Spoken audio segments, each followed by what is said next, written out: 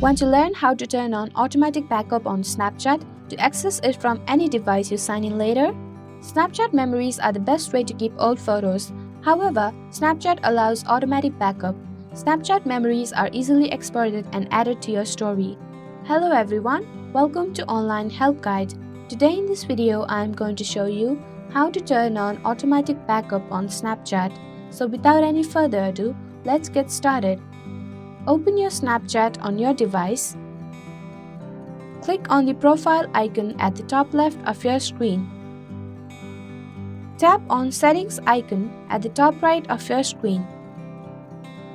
On the Settings page, scroll downwards. Under Privacy Control, tap on Memories. Tick the checkbox of Smart Backup. There you go, the simple steps will show you how to turn on automatic backup on Snapchat. Thank you for watching Online Help Guide. Hope this video was helpful. If it was, then hit the like button and comment down if you have any questions or feedback. Also, if you are new to our channel, subscribe and hit the bell icon so that you don't miss our upcoming videos.